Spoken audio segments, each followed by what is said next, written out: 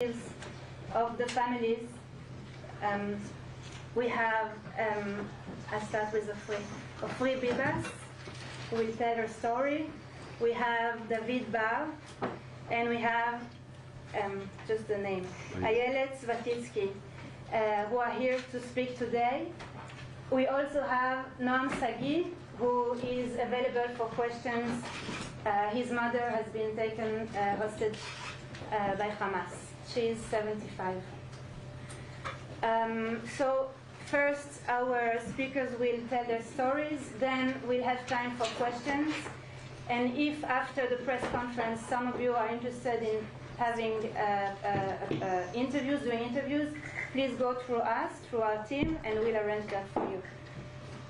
Again, thank you for coming, and the floor is yours. You want to start, Ayelet? Ofri, you want to start? No. Okay, not today. Thank you. Is it okay? Thank you all for coming. My name is Ayelet Svatitsky. I'm 46 years old. I'm married. I've got 3 teenagers at home. I live in the north, about 2 hours from the Gaza border and about an hour north of Tel Aviv. On October 7th, around 8 in the morning, I woke up to my husband's voice. He was speaking on the phone, which was pretty unusual, so early on a Shabbat morning. And he said, something bad's happening down south, call your mom now. So I grabbed my phone, and as I opened my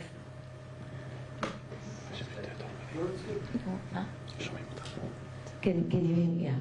As I opened my phone, I saw my childhood friends. We have a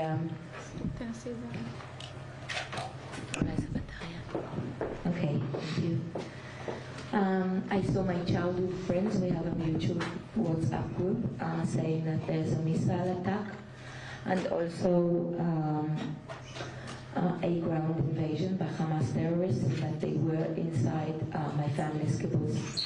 So I called my mother frantically, and I said, go in the safe room, lock the door, don't let anyone in, don't answer. Little did they know, you can't lock the door from the inside because this was never thought of. So the room is designed concrete and metal to shelter them from rockets, but there isn't a lock.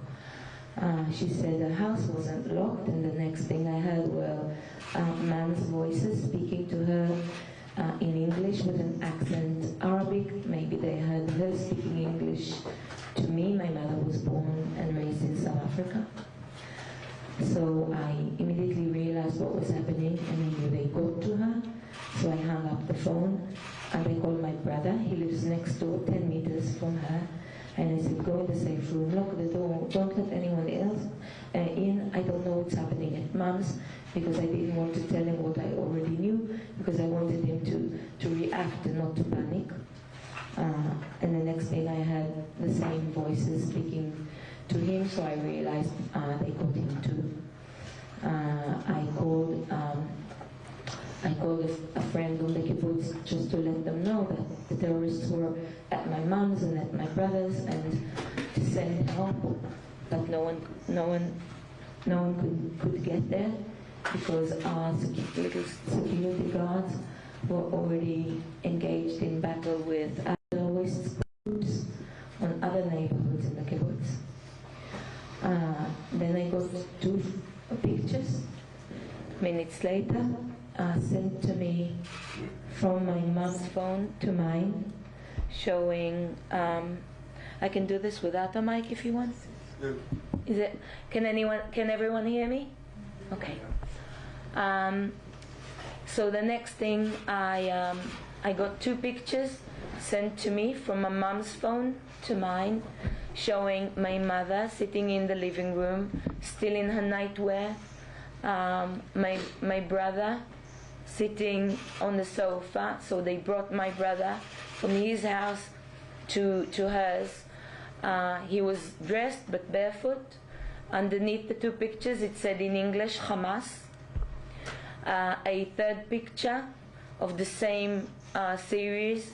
They uploaded, Hamas uploaded to my mom's Facebook story. So my mom is 79.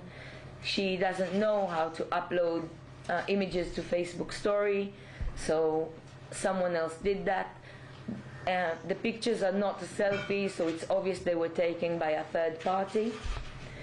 And that was the last I heard of them. I later learned a neighbor saw them being taken, walked out of the house and taken by foot. But I didn't know that at the time. I've only learned that a couple of days later, that they were actually seen walked out the house. So the next few hours, I was just waiting for the army to get to my mom's house and see what they could find. The first few hours, I thought they were gone, dead. Both my mom and my brother. I thought they were probably murdered. The news of civilians being kidnapped only started circulating around noon. So until noon, I didn't even imagine the possibility. I just thought that I've lost them. And all I wanted was my other brother and my friends and my friends' families out. Because I figured this tragedy hit me. It's going to hit me really hard. I don't want anyone else to go through what I'm about to go through. Around noon, the news about the kidnapping started circulating, and then I started thinking maybe the pictures were proof of life, maybe they were taken. I didn't even know what was the better option, being killed or being kidnapped by Hamas.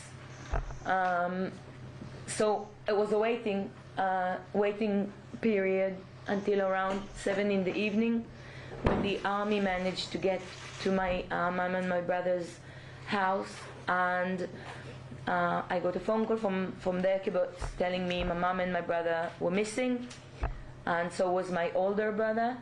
I wasn't in touch with him all day because we never spoke during a missile attack or an event. We always spoke after. So I wasn't in touch with him. I was informed he was missing too. His phone was found in his house. The next day, 9 o'clock in the morning, I drove to the nearest police station to my house to file a formal missing persons report and to submit my DNA. And as I went into the police station, I received a phone call from my family's kibbutz that my oldest brother Roy, who was 54, was found. His body was found at daylight. He was shot dead behind his house, murdered. So I filed a missing report for my mom and my brother.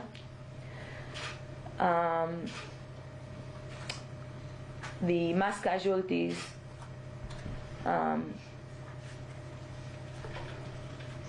bodies are still being identified as we speak because of the numbers and because of the conditions of those who were murdered. 18 days later, my brother's body hasn't been identified officially just yet. I'm 46 years old. My life at the moment is worrying for my diabetic mom and brother who are being held by Hamas. My mother needs insulin shots. I don't know if she's getting them and how long she can survive without them. And then on the other hand, I'm chasing dental records and x-rays and filing forms asking me if my brother had scars or tattoos, or which he didn't. So trying to identify my brother so we can bury him and bring him to rest, and then bringing my mom and my other brother home. So this has been my life for the last 18 days now. 18 days. I find it when I ask people what day is it, they say Monday or Tuesday, and I count by numbers. No, it's day 18. Our life stopped on the 7th of October.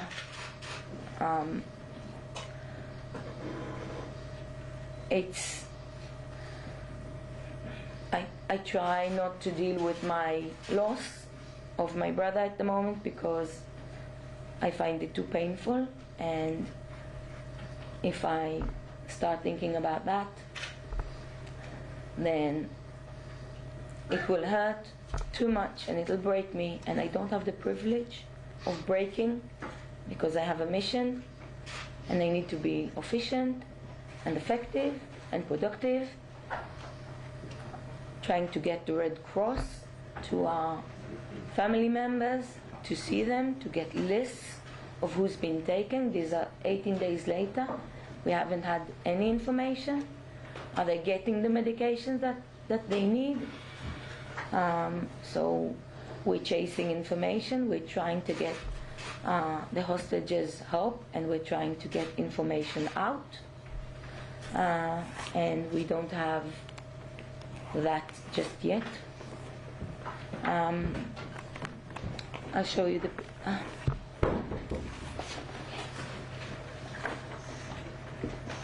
this is my mom. She was supposed to be in London now on a holiday with my brother Nadav. They've had tickets booked, a hotel, shows.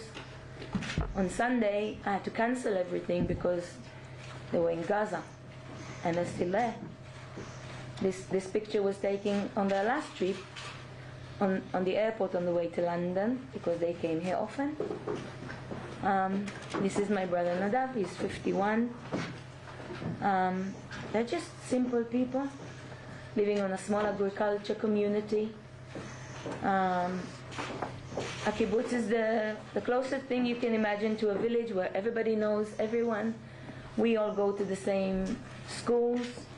I know people from the kibbutzes around us. It's that tight of a community.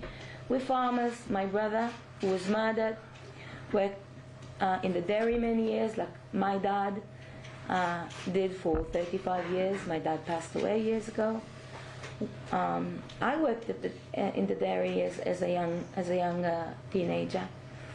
This is the life we lived. It's a quiet, simple, peaceful life that's been shattered to pieces on October 7th. And all we did was work in the fields and milk the cows. And now my brother is dead. And my family is being held against their will in Gaza. And I'm here to raise awareness for my family, for all families who have young children and Holocaust survivors and young women and men, elderly, in medical need. And I'm here to speak for my family and for and to be the voice for everyone who can't be here with us now. This is a humanitarian crisis. This is a crime, a war crime, and the hostages have to be released and returned. This isn't a political issue. This is a human crisis, and we demand the return of our loved ones home so we can start healing from this trauma. Thank you.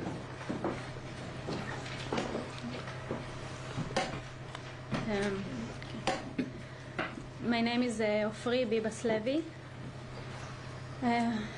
My younger and only brother Yaden Bibas was kidnapped together with his wife Shiri and their two young boys.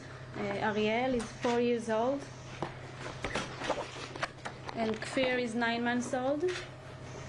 Shiri. The day of the attack, I was texting my brother. 6:30, he wrote to me they were going inside the safe room in their house. He wrote, "Here we go again," meaning they were used to the missiles attack. They were living in Nir Oz for 4 years. I left the area over there just a month ago. So I was still a part of a WhatsApp group of another kibbutz.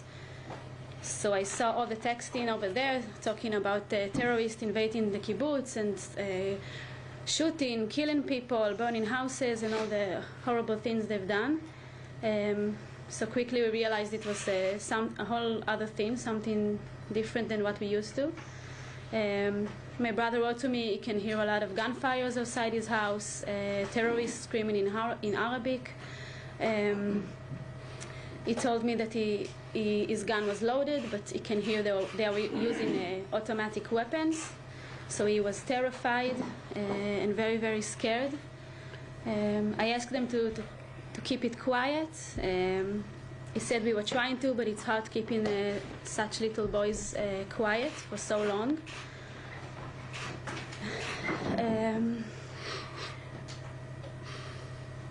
Maybe 20 minutes later, he wrote there was a massive fires outside our house right now.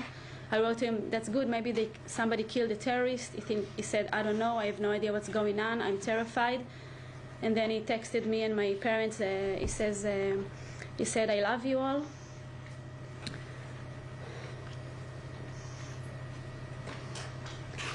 I never called him because I was afraid his phone will make noise. I never wrote, I told him, don't say that, shut up. I didn't wrote, I love you back. I was sure everything will be okay. But 10 minutes later, he wrote they were coming inside, meaning they were coming inside his house. And that was the last text I got from him. A few hours later, we got a photo. We didn't know what's going on. A few hours later, we got a photo of Shiri and the kids being kidnapped, surrounded by terrorists. A few hours later, we got also the video of the kidnapped and the video of them breaking inside my brother's house. Seeing this video was the most heartbreaking thing I've ever had to witness. I could see how terrified Shiri was. She kept screaming in the video, stop, stop. I could see her looking for my brother, I'm guessing. I was looking for my brother in the video, any kind of sign of my brother.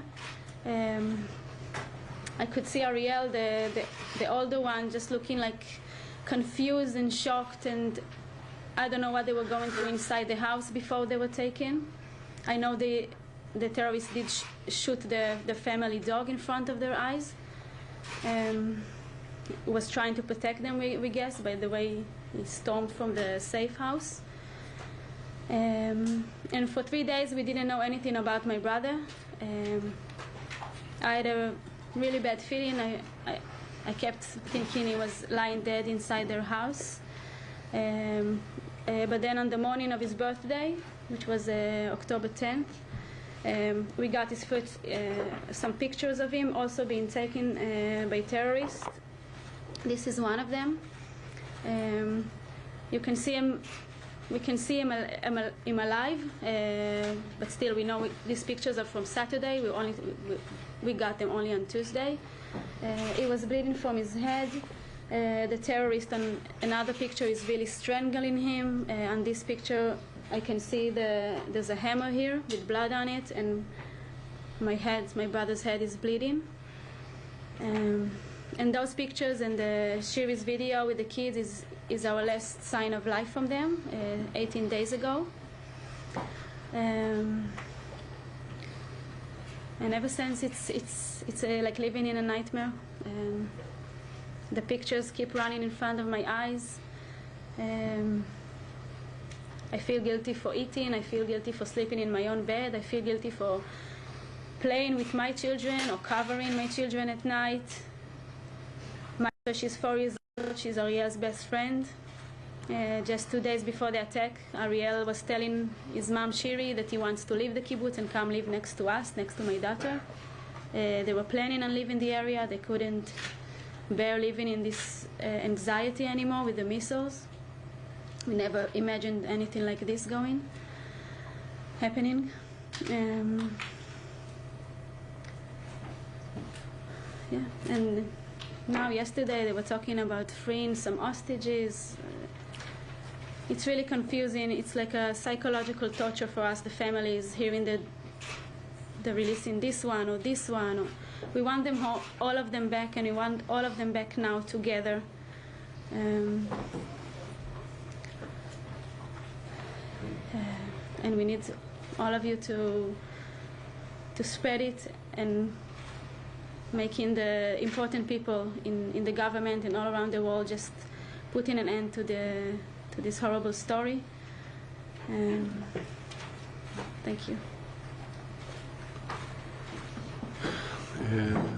My name's David Bar, originally from Leeds. I've been living in Israel since 1984 and on Kibbutz Halumim since 1991. Kibbutz is actually built on two pioneering groups from England, from the youth group of Bnei Akiva. I'll start by answering Ayelet. It was easier to bury our loved ones than to go through the anguish that they're going through. And I can't believe I'm saying that. We buried my sister-in-law, Naomi. It took 4 days to identify what we call the smile of the south of Israel. She was well known. She worked as a dental assistant, and in the past few years or so as a keep fit freak. She simply went for a run near Kibbutz Yad Mordechai towards Netziv Asara, the Eretz crossing, and although it took a few hours because they took shelter because of the missiles, she was shot in the back and shot again in the head at point blank range.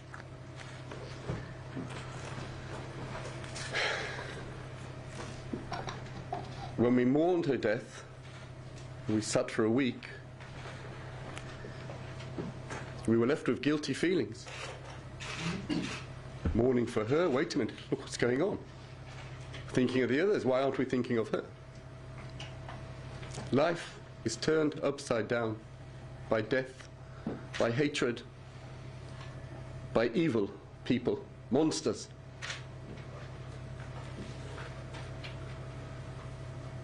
Kibbutz Halumim is a religious settlement, a religious kibbutz which sits between Kfar Aza and Kibbutz Be'eri, and together with all the other kibbutzim and moshavim, we're all one people, 15 to 18,000 people who live in the area who have all been evacuated.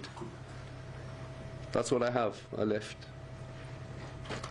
Felt like my father who left Vienna in 1939.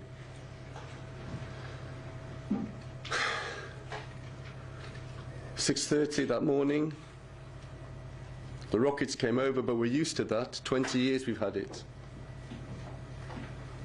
The family that we went to stay with until the body could be identified live in a place called Nitzan, between Ashdod and Ashkelon, 35 kilometers north. Should be out of the area. That was my other sister-in-law.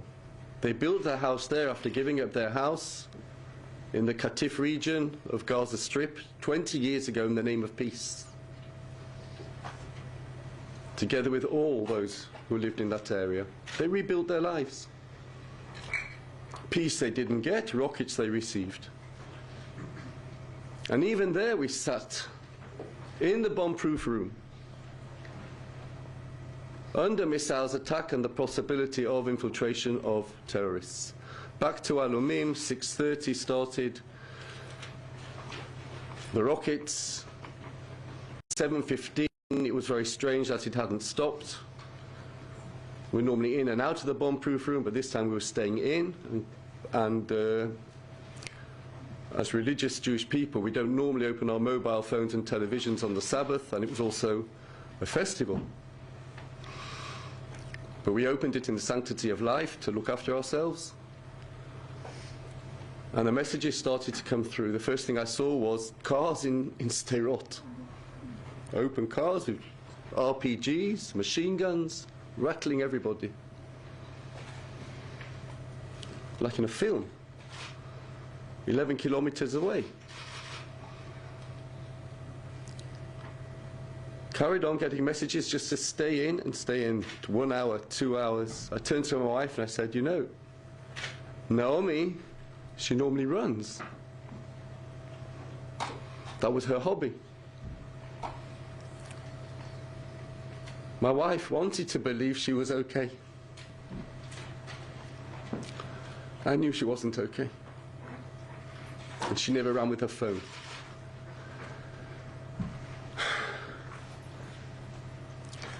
To cut it short, we spent from the Sabbath morning till Sunday afternoon, 2 o'clock in the room, constantly under fire, missile fire, and what we've never experienced in the kibbutz, the infiltration of terrorists. We have a defense team like any kibbutz. Volunteers. Luckily, they were at home when this attack started, which meant they could leave their house and defend our community, farming community,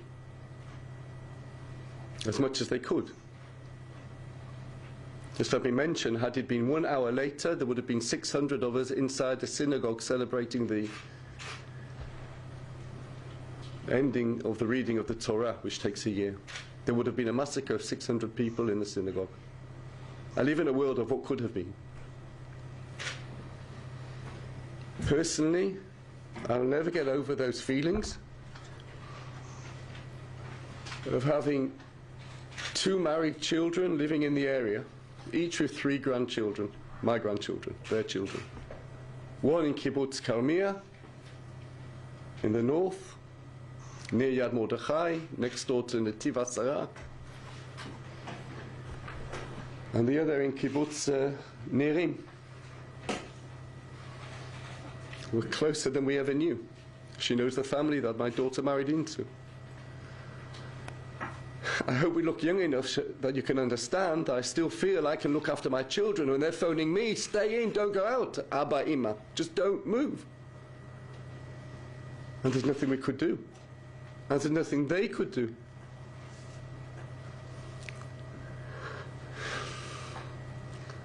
And each time I go back to those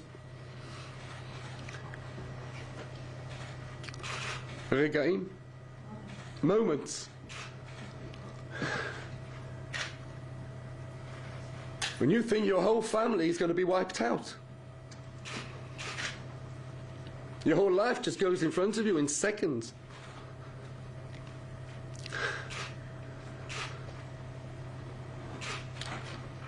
We receive messages that 4 out of 12 of the team defending Alumim had been injured. The local clinic on the kibbutz was cut off by the terrorists. May I mention that on Be'eri, Kfar Aza, and other kibbutzim, the local clinics don't exist anymore. They were blown to pieces.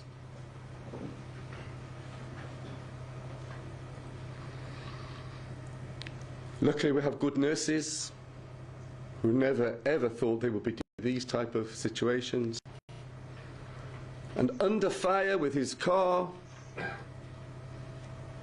somebody managed to get at least 2 of them out to the hospital in Beersheba. And the other 2 had to wait much later. We received, after phone calls to my wife's brothers and sisters, it was clear to us that Naomi was either missing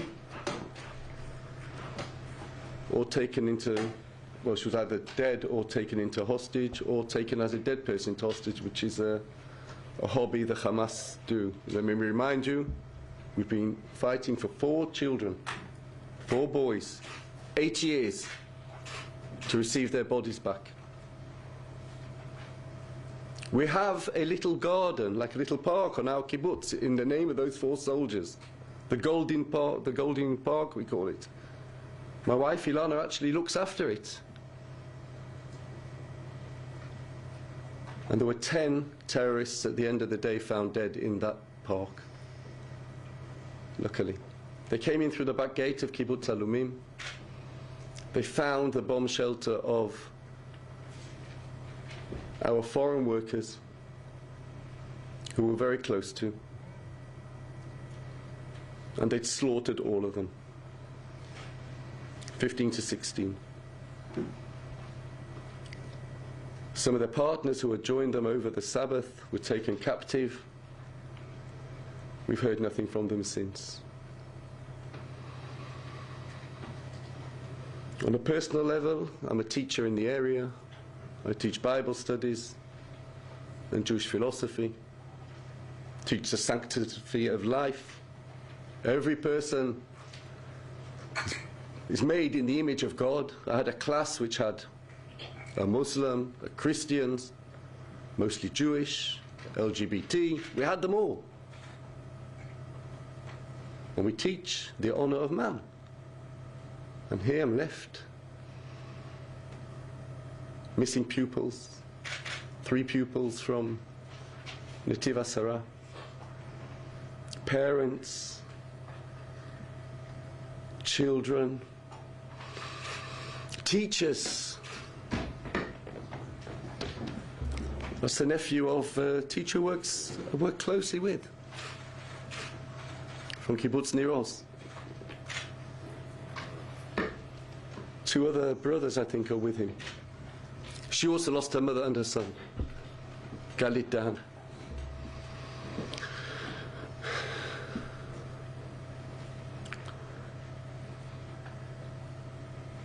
Two o'clock in the afternoon, after just almost over 30 hours, we left Kibbutz Alumim. We couldn't go with our members because we had to stay in the area to wait to find if Naomi's body would be identified. And for that short time, we were in their shoes. It's a pain and an anguish you cannot describe. And it's horrible to say, but the relief to know she'd been shot and that we could bury her came through 4 days later. It was a relief. When we left Kibbutz Alumim at 2 o'clock in the afternoon, we took a car. I got to the gate of Alumim, I could see smoke on the right. They had burnt down, we just built a totally new milking parlor for the kibbutz. I don't know if that's significant for you, but for us, it was the pride of the south of Israel. It doesn't exist anymore. Cows who were not milked get infected, and we have 700 who are slowly dying. Chicken houses burnt down, fields torched. I could see it from the right, but I couldn't go there. Because everywhere I looked, going out of the gate, were bodies and cars riddled. But I'm not talking about one car here, one car. I'm talking about like a traffic jam of cars. They must have stopped them, people coming in and just riddled them off. It's a sight which nobody should ever see. I said I live on what could have been. I'm not one for living on luck. But luckily, my son's family got out of Karmia. That's my eldest son. He stayed in the area to help people in Netiv Asara. He tried to get to Alumim, to us, and then ended up helping people in Kfar Aza. He came out of Kfar Aza, he couldn't talk. A week later, I saw him at our morning. He couldn't talk. Took him aside, I said, Asaf, are you okay? He said, Abba, he can't be in this world. You're the Bible teacher, explain.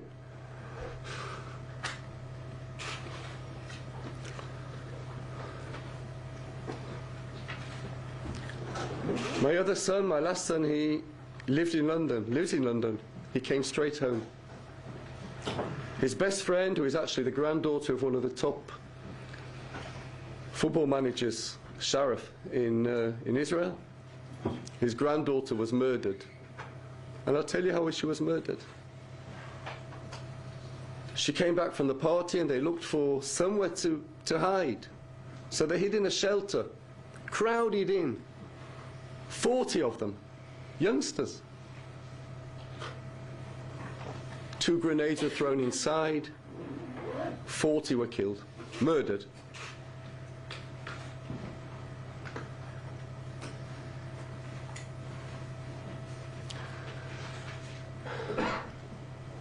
I'm here today to show my, first of all, support, because I only had that anguish for 3 days of looking for a lost one. We also lost soldiers and we lost civilians from Alumim who were in the area. My son was at the funeral of one of his best friends who lived in Kfar Aza. They buried his teeth, because that's what's left. As Ayelet said, this isn't a war. It's not the Israel-Palestinian conflict. This is a war against humanity. Nothing less. And it can't be that tomorrow everybody will turn around and say, okay, we reported it and we'll carry on. If you turn the other cheek this time, it'll haunt you back in the future. Israel is fighting the war of the West. Nothing more and nothing less. Thank you. Thank you. Questions? Please raise your hands and can you please say your name and who you represent? Thank you very much. Andy Bell from Channel 5 News.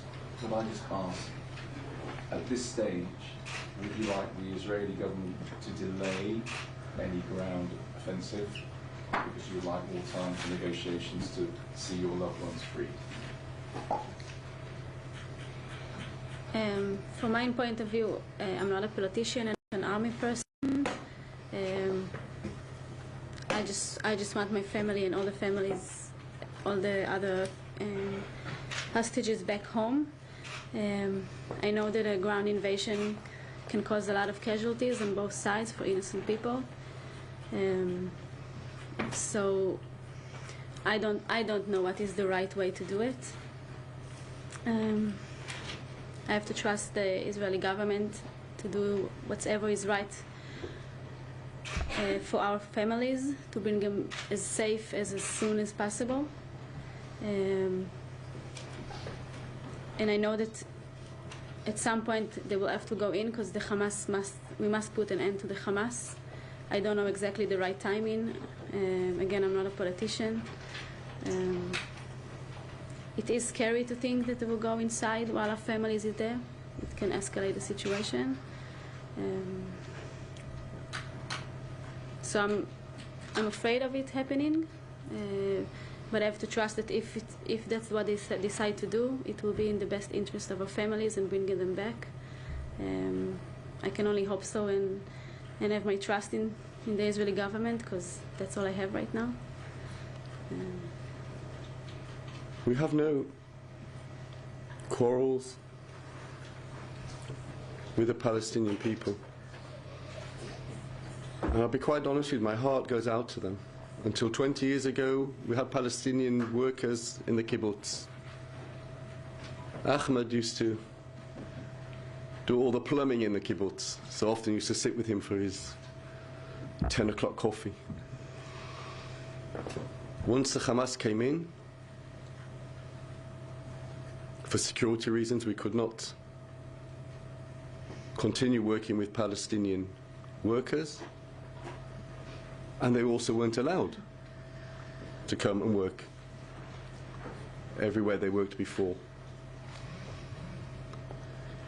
So, as Ofri said,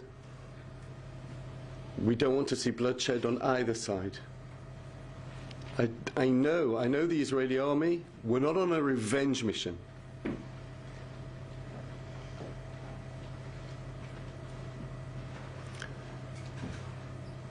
But we're on a mission that needs to take evil out of this world. Nothing less, no different than ISIS. It needs to be eradicated, and the Palestinian people need to be freed from the Hamas. If we have to do it, I rely on the Israeli army, on the Israeli government, to make the correct moral decisions. It's a moral dilemma. But I rely on them to make the correct moral decisions because they are a moral government and a moral army. We sanctify life, they sanctify death.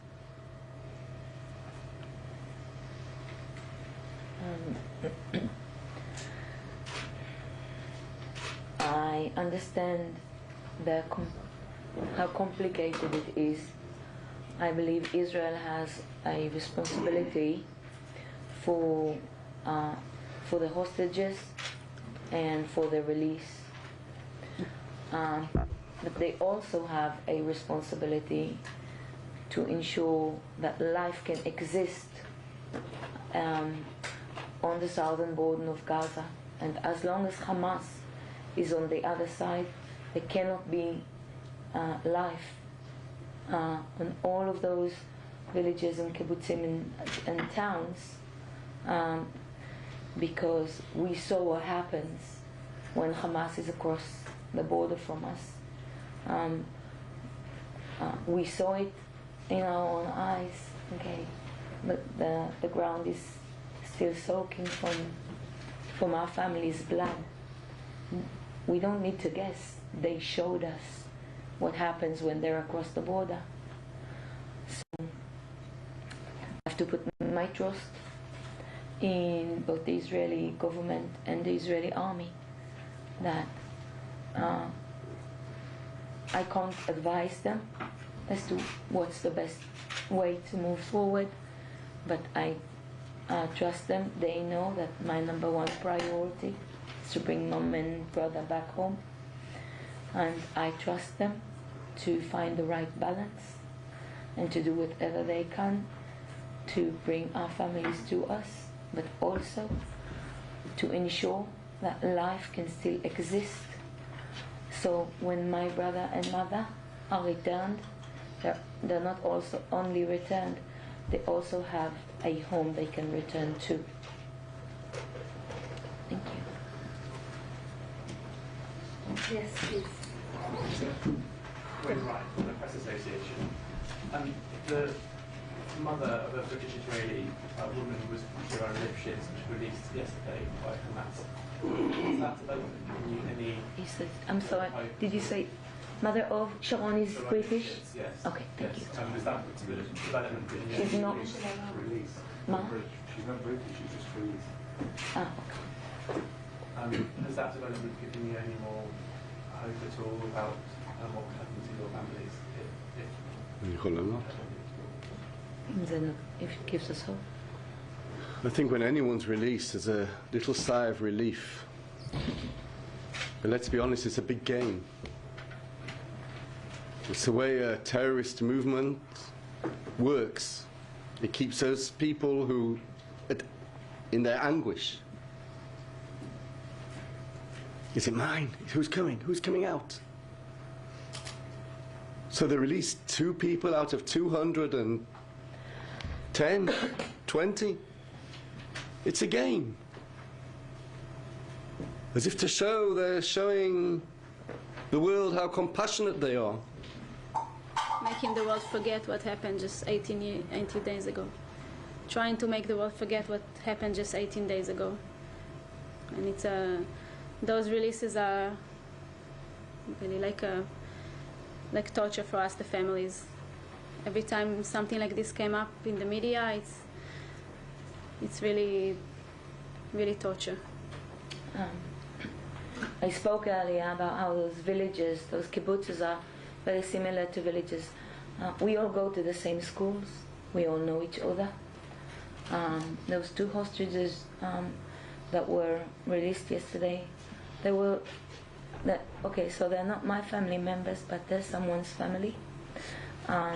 We all know each other in the area. I know the gentleman that David's daughter's married to. He's from my kibbutz. One of the ladies that was released yesterday, I know her sons. Noam's mother, Ada, was my Hebrew teacher in high school. We have a say in Israel now, everybody knows somebody. So on a personal level, someone's mom came home yesterday. Maybe not my mom, not just yet, but someone's mom came home yesterday. It's a beginning.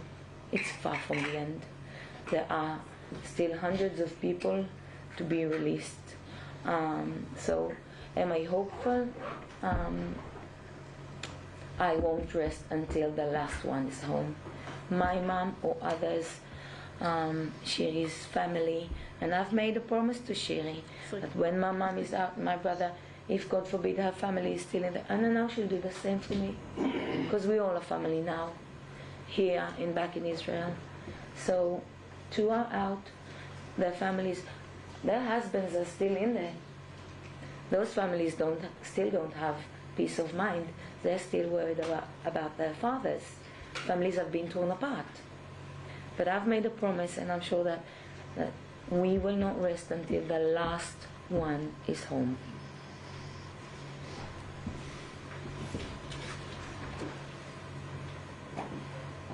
Yes, please. Hi, Sharon Barber from BBC News. I know you wanted to speak to your brother, but you didn't want the phone to go. What would you say to your families, and what would you say to their captors now? I would tell my brother and his family how much I love them. I always knew how much he loved me. I never knew how much I loved him. He always used to care about me.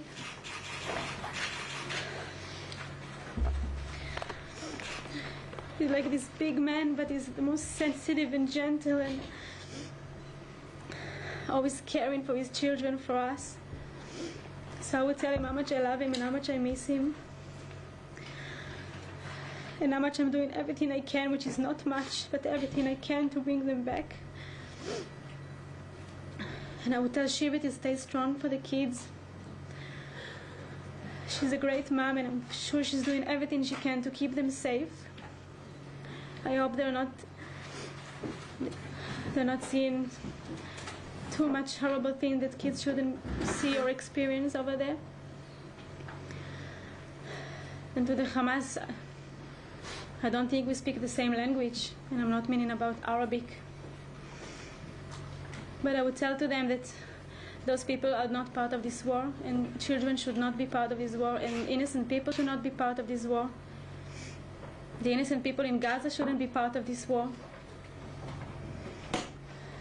And they should just let all of them back home as soon as possible.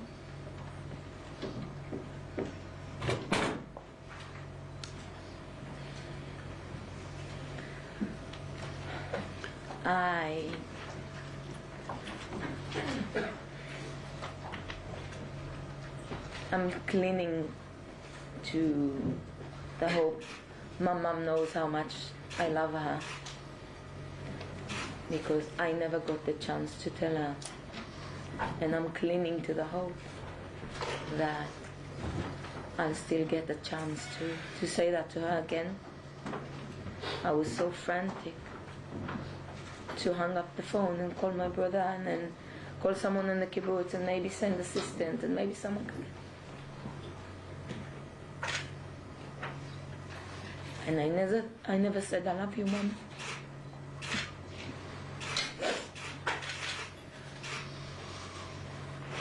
People ask me back home, how come you're still standing? People come to visit me, to pay their respect, and I haven't Haven't buried my brother yet, so we haven't had a Shiva yet. We haven't had the proper Jewish mourning. People say, how come you're still standing? On the phone, running everything.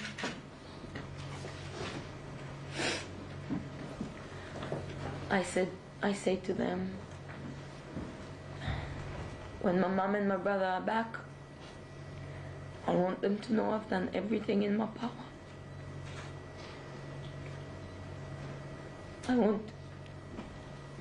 want to live my life going forward knowing, being able to tell myself that I have done everything I possibly can.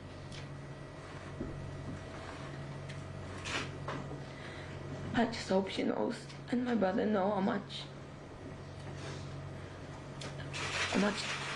I love them. About a month ago was the last time I visited down south, and my children were busy, my husband was resting, I had a couple of hours. I said to my mom, I'm going to grab a couple of beer bottles and run off to Roy's house. He's in a different neighborhood, and I'll go sit on his porch. And I knocked on his door. Yeah, we sat there for 2 or 3 hours just chatting. You know, a brother and a sister sitting outside with a couple of beer bottles, having a laugh. Who would imagine this would be the last time I speak to him?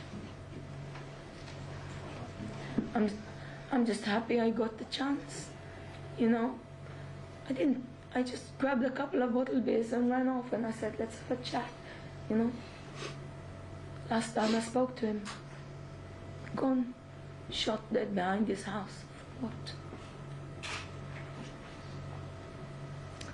So I hope he knows how much I loved him. Yes. And I hope I get to tell my mom and my other brother face to face soon. And I have nothing to tell Hamas. Absolutely nothing. I mean, people who do this,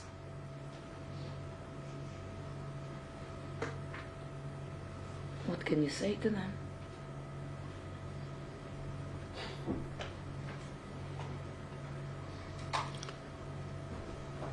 As Ofri said, we're not talking the same language.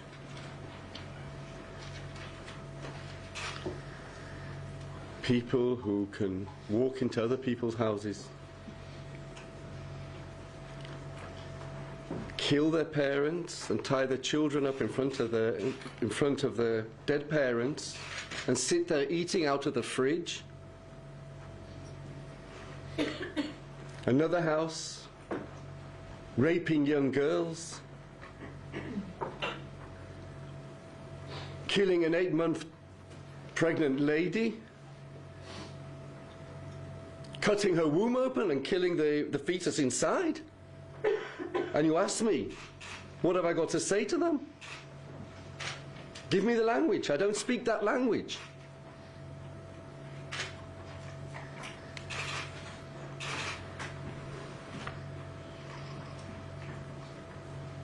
Her parents know that her mum knows she loves her and her brother, and the same here. Hamas, nothing.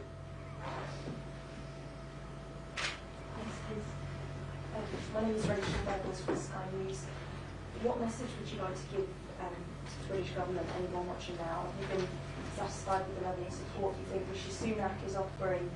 Is there more they could be doing, do you think, to support people and hostages, themselves and families? I think both the Prime Minister here and the President of the State of Israel committed themselves like I cannot remember anybody since the days of Korosh 2,500 years ago. Their speeches have been supportive in no way that I've ever felt in the past, but they've never really had that need. Continued support to give advice, but also to rely on the Israeli government and the army to do the right thing. But as a British citizen myself, and I love this country, but it's not the country I left. Things have changed. And I don't worry only for my own family now. I worry for my Jewish community here in Israel, in England. They live in fear. And not only do I worry for them, I worry for everybody here. Something has changed. I may be wrong. I may be wrong, and I hope I'm wrong. My mother was a chairman of the Council of Christians and Jews in Leeds for many years, and she was also the chairman of the representative council of the community. And the relationships between Jews and Christians and other religions at that time were fantastic. I haven't heard any moderate religious leader stand up and condemn what the Hamas did. I don't need sympathy for what we're going through. I need people to condemn that act, and I have a feeling, and I may be wrong, that people are frightened to condemn that act. One thing in my studies I learned, and I use it in school as well, whatever is on the periphery of society, tomorrow it's in the center. We can ignore it. We can try and say, oh, it's somewhere else. It doesn't work like that. What's not dealt with, tomorrow it's on your doorstep. I would just ask them not to forget what happened. Sometimes we have short memories, and there are other news and things are forgotten, but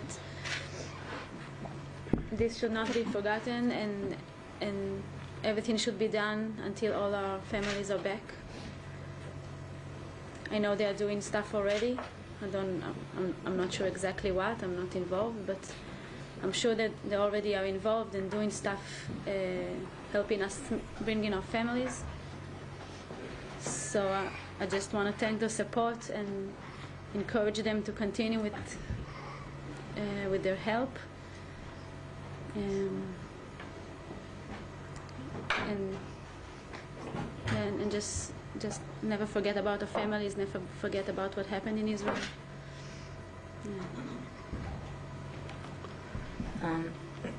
First and foremost, I think all governments across the world, the UN, everyone, should do everything in their power to release all the hostages. There are children there, there are elderly people there, medical needs. I think the world needs to stand united behind the demand to bring all of them home. On a personal note, I'm faced with a painful situation myself. I'm a British citizen, so are both my brothers, the one who was murdered and the one who's kidnapped, Nadav. We're British citizens on our dad's side. He was raised in Wakefield, up in Yorkshire. My mom is not a British citizen. So I'm torn with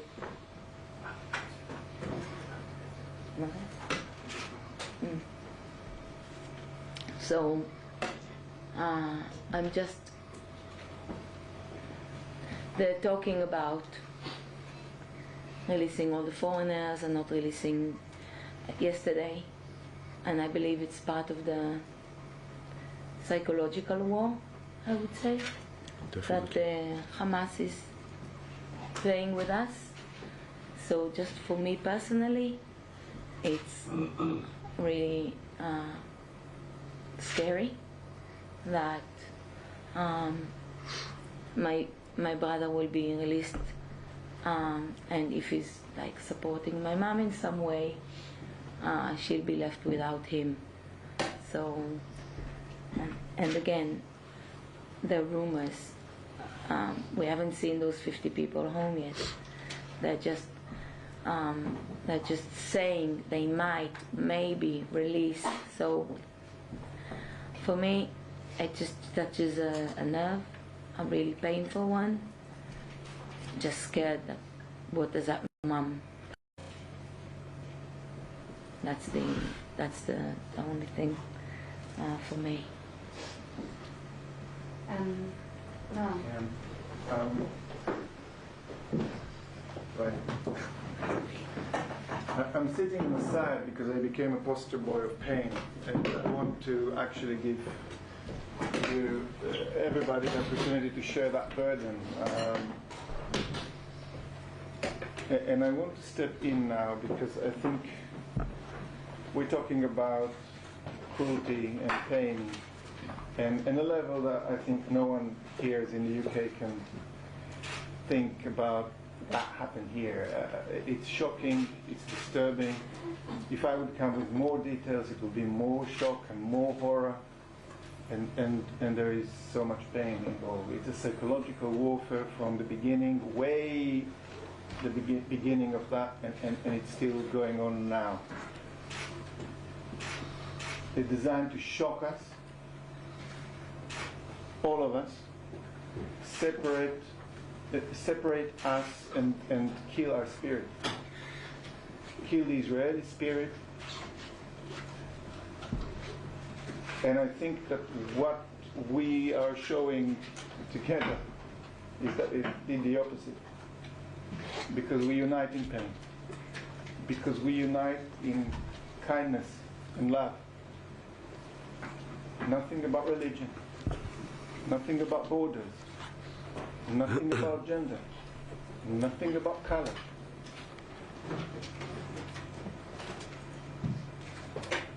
And the psychological warfare that started before by using civilians as a shield, as a human shield, just to come up with a picture that someone from the media here will show the world that look at these guys, what they do to our kids. That when money comes in, goes to create tunnels and prioritizing tunnels rather than your own people. That when people talk about blockade, but there is enough room to bring all this ammunition in, that's about priority. That's about who we are as humans and what is it that we're willing to do for each other. And the psychological warfare continues now because we live in a world of lists. That is our life right now. We have a dead list. We have the injured list. We have the rescued list. We have the missing list. We have the kidnap list. And now we have 4 people on the released list. The shortest list of them all. You look behind, you see pictures. I look behind. This is where we spend the summer. My son goes every summer to spend 2 months with his grandmother. 80 people, 80, from the community is gone. This is 1 in 4. So this psychological warfare is continuing. It's continued by you putting pressure on Israel now to say, what is it that you're doing? It will continue because people will go to the street and will say, from the river to the sea. I really don't think this is what I mean, because what happened on the 7th of October was the river to the sea. These cameras are weapons, for good or for bad. We need people to unite around one simple message. Your life is not more important than mine. Excuse me that I'm stepping now in, because I feel kind of felt sorry to my wife that I brought so much trauma and drama into her life by choosing to marry me. And I feel like you can be involved in all this in a way that is so alien to your life here. And I echo David, it's not just happening in a corner in the Middle East. It's a mindset, all right? Who are we? Why are we here? And what unites us? And we will stand up for that if they leave or they die. If one of them is released or 2 of them released, till the last of them is released. for the people of Palestine who deserve proper life and a proper government that represents them in a proper way. We will fight for that. I will fight for that. And to answer your question, I would say the Prime Minister looked me in the eye and say he will do everything in his power to help. It was comforting, it was reassuring, and we all need to see what that means, because our life turned upside down 18 days ago. We're not going to stop. We can't afford to sleep, because my mom is somewhere in a ditch, I don't know where. Because your family is there, because for Kfir and Ariel, I will do everything in my power that they will have a future that is better than that. And the government, which we are absolutely thankful for all the efforts and the kindness, we need to see that comes across in the street. We need to see the Metropolitan Police coming in and say, guys, you know what the river to the sea means? We just saw that. That's what it means. We will never have the numbers, and that's even not the point. What we'll have is the heart, and spreading love, and standing up for love and humanity, and this is what we will continue to do, and this is nothing to do with Jewish, Christian, Muslim, or anyone else. And for that we have the numbers.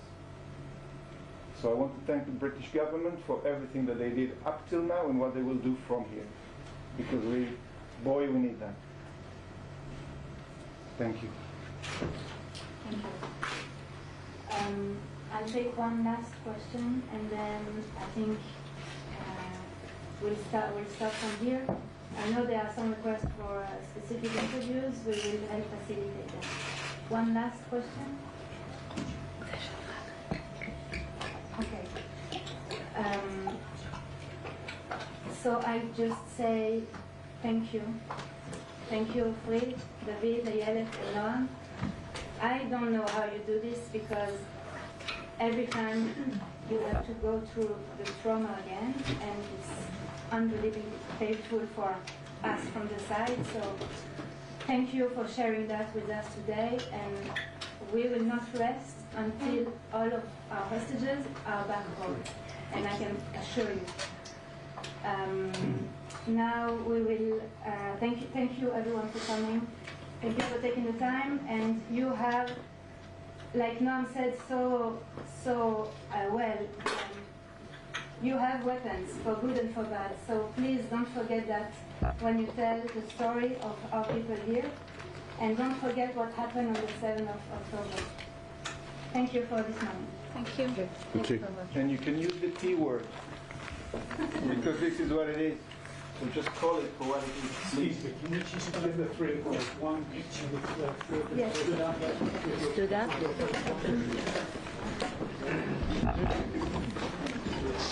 רוצים שנרים את התמונות, דיוויד?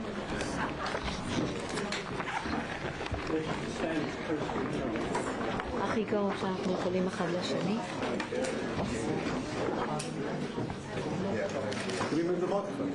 Upside down. Looking up here, guys. And just over this side, please. And then just right over this fire and just could you perhaps hold the photographs?